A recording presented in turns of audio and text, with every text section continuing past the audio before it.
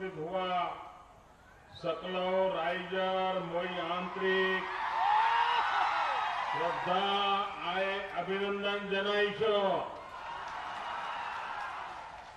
लगते समस्त असमवासी राइजिक नमस्कार जनाइशो मंच पर विराजमान असम के राज्यपाल श्रीमान बनवारीलाल जी पुरोहित, असम के लोकप्रिय मुख्यमंत्री श्रीमान सर्बानंद जी सोनोवाल जी, केंद्र में मंत्रिपरिषद के मेरे साथी श्रीमान नितिन गडकरी जी, श्रीमान राजेंद्र गोहान जी, राज्य सरकार के मंत्री भाई परिमल जी, श्री पल्लव जी, अरुणाचल प्रदेश के उप मुख्यमंत्री श्रीमान चोवना मेनन जी, हमारे सांसद श्री रामेश्वर तेली जी, प्रधान बरुआ जी, कामाख्या प्रसाद तांसा जी, विधायक श्रीमान वोलिन चेतिया जी, मंच पर विराजमान सभी महानुभाव और विशाल संख्या में पधारे हुए मेरे प्यारे भाइयों और बहनों,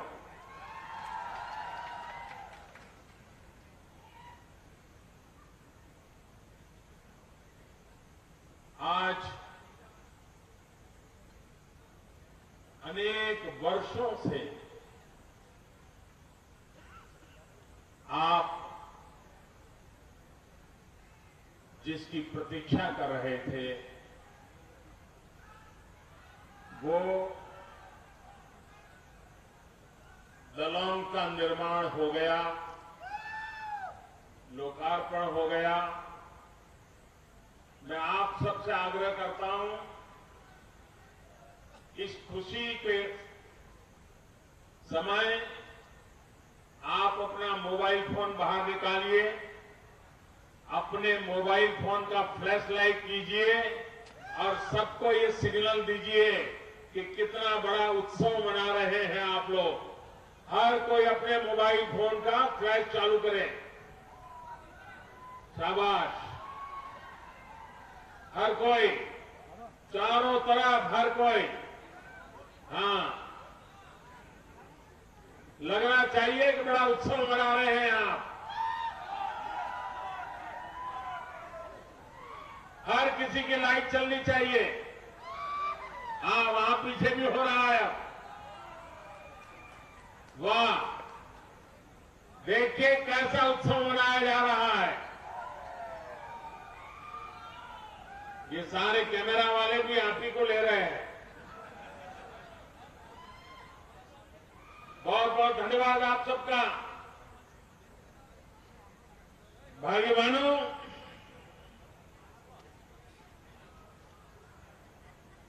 ये मेरा सौभाग्य है कि मुझे आज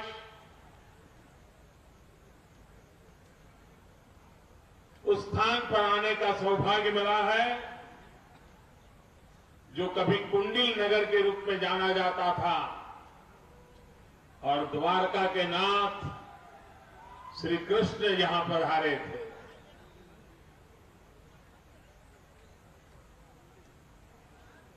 मेरा जन्म गुजरात में हुआ, जहां द्वारिका जी है, और श्री कृष्ण भगवान का नाता कुंडिल नगर से रहा। और आज ये मेरा सौभाग्य है कि उस विरासत पर आकर के पिछले 5 दशक से आप सब जिसकी प्रतीक्षा कर रहे थे वह ब्रिज आज आपको प्राप्त हो रहा है। अगर अटल बिहारी वाजपेयी की सरकार 2004 में दोबारा चुन करके आई होती तो ये ब्रिज आज से 10 साल पहले आपको मिल गया होता।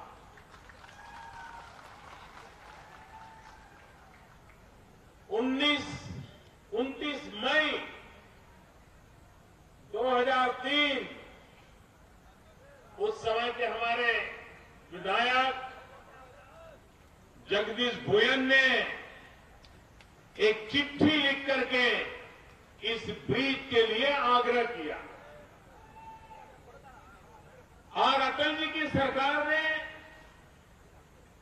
इसकी फिजिबिलिटी रिपोर्ट के लिए काम सुपुर्द कर दिया। गंभीरता से लिया गया।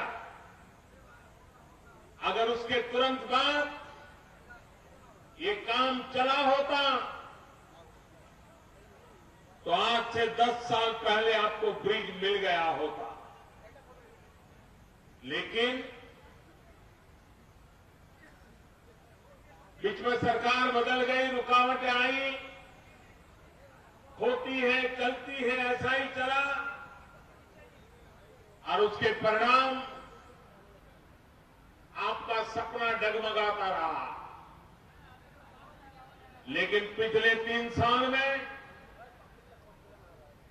अटल जी ने जो सपना देखा था उसको पूरा करने के लिए लगातार प्रयास हुए और आज जब असम में भारतीय जनता पार्टी की सरकार को 1 वर्ष पूर्ण हो रहा है, सर्बानंद जी के नेतृत्व में असम अनेक समस्याओं से मुक्त होता चला जा रहा है। ऐसे अवसर पर ये ब्रिज आपको समर्पित करते हुए न सिर्फ आसाम की जनता के लिए गर्व का विषय है, लेकिन ये पूरे हिंदुस्तान के लिए गर्व का विषय है कि इतना हिंदुस्तान का सबसे लंबा ब्रिज आज आसाम के दूसरे छोर पर बन रहा है।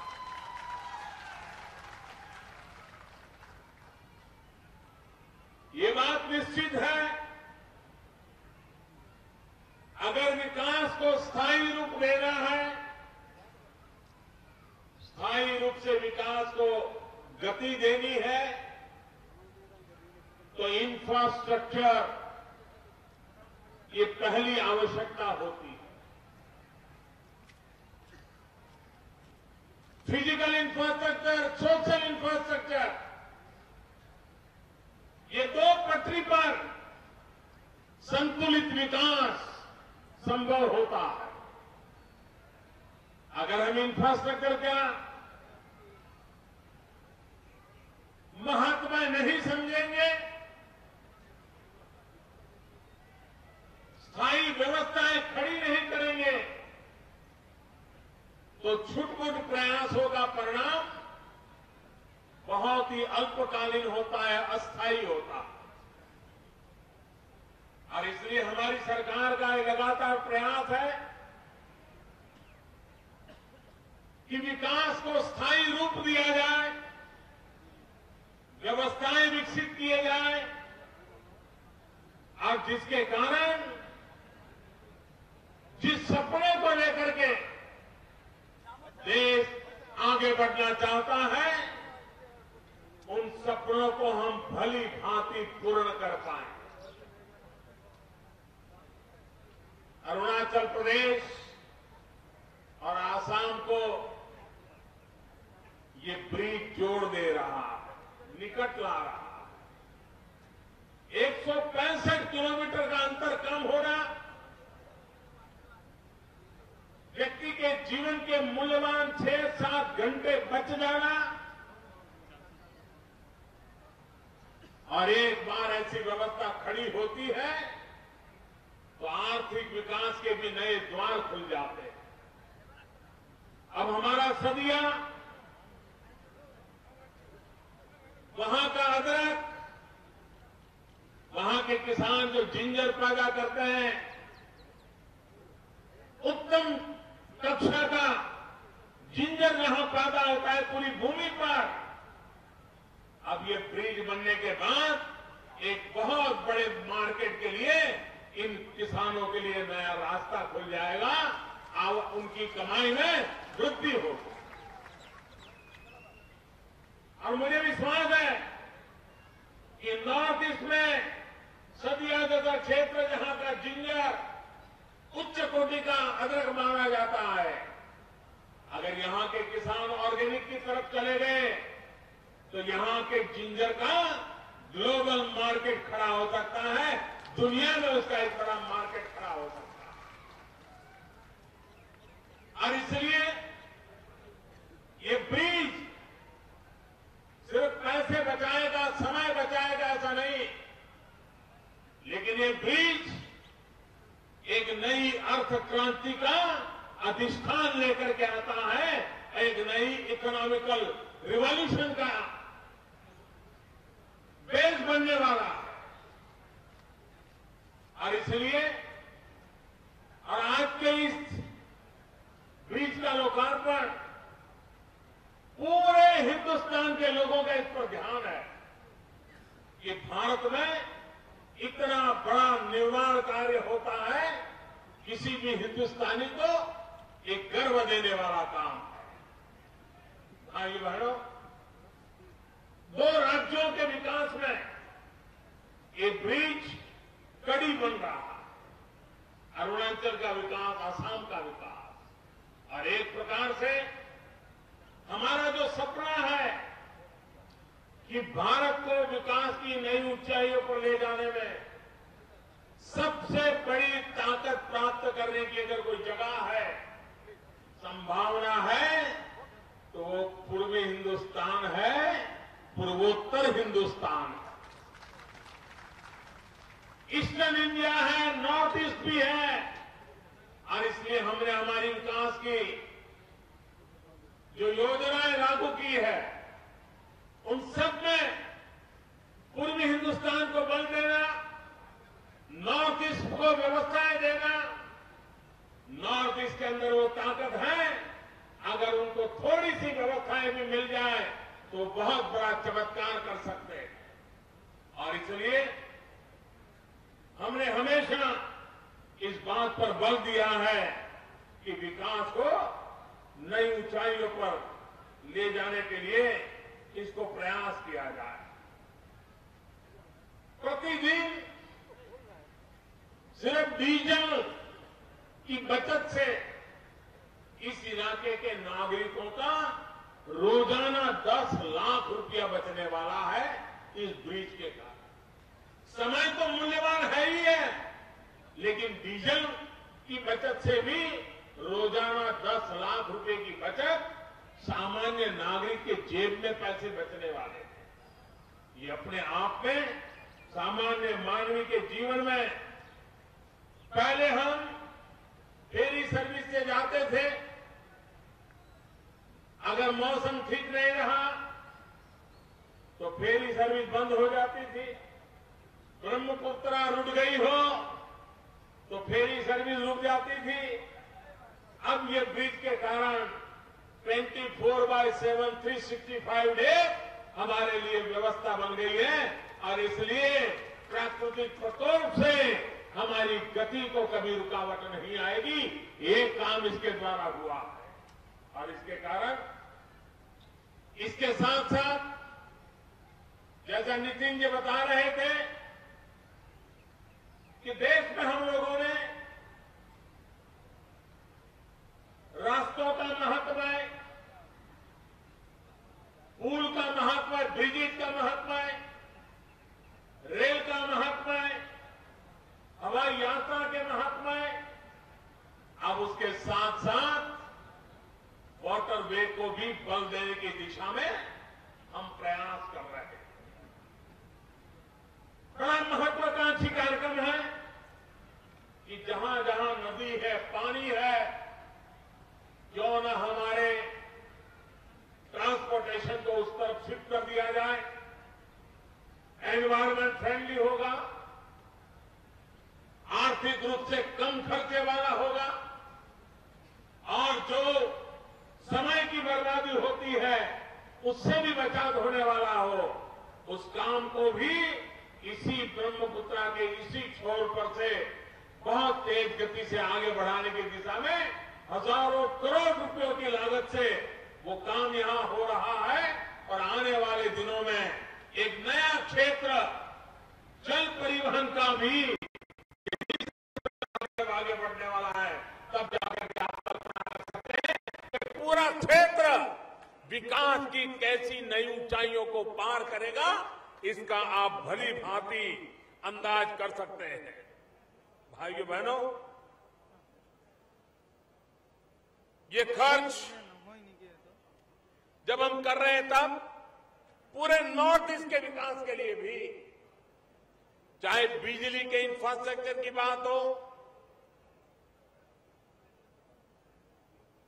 चाहे ऑप्टिकल फाइबर नेटवर्क के इंफ्रास्ट्रक्चर की बात हो, चाहे रोड के इंफ्रास्ट्रक्चर की बात हो, चाहे रेल के इंफ्रास्ट्रक्चर की बात हो,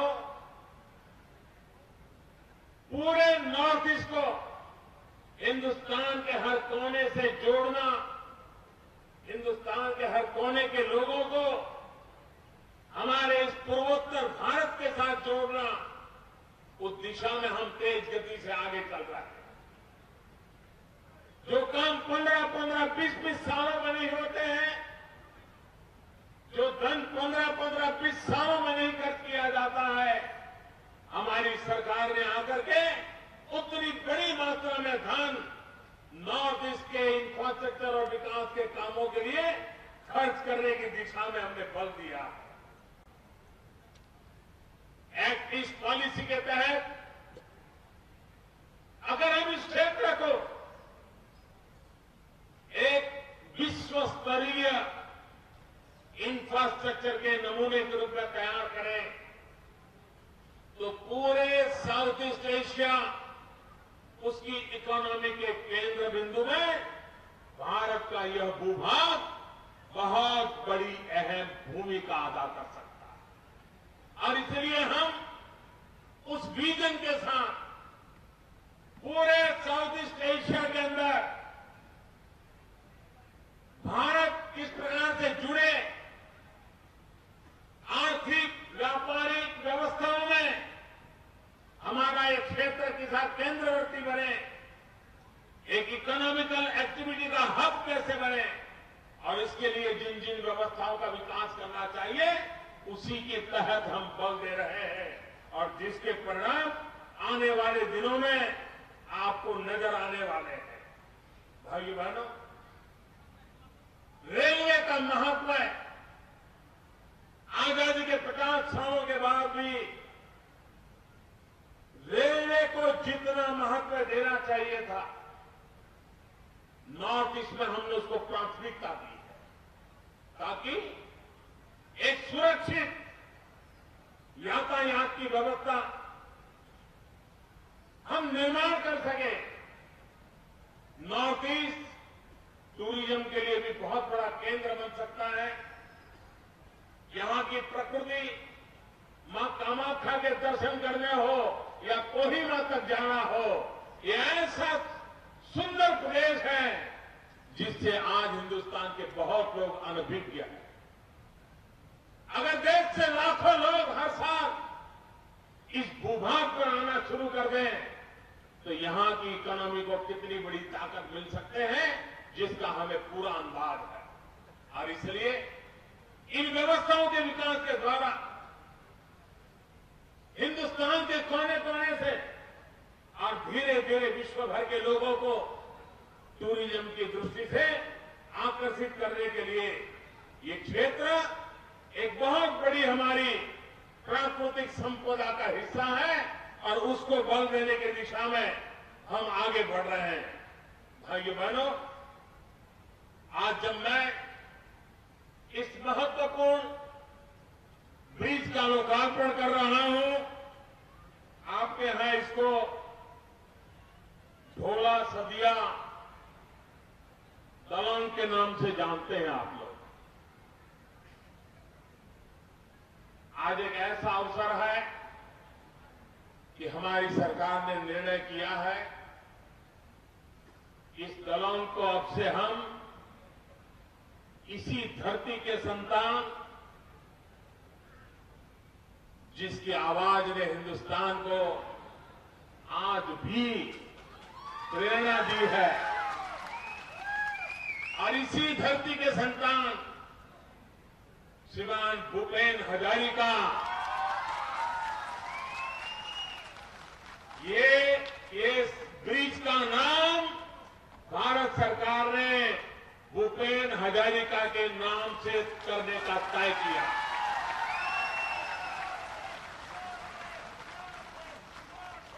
इस धरती के संतान को ये हमारी उत्तम श्रद्धांजलि है। आने वाली पीढ़ियों को प्रेरणा देने वाला ये नाम वो ब्रह्मपुत्रा के सपूत थे, वे ब्रह्मपुत्रा के उपासक थे।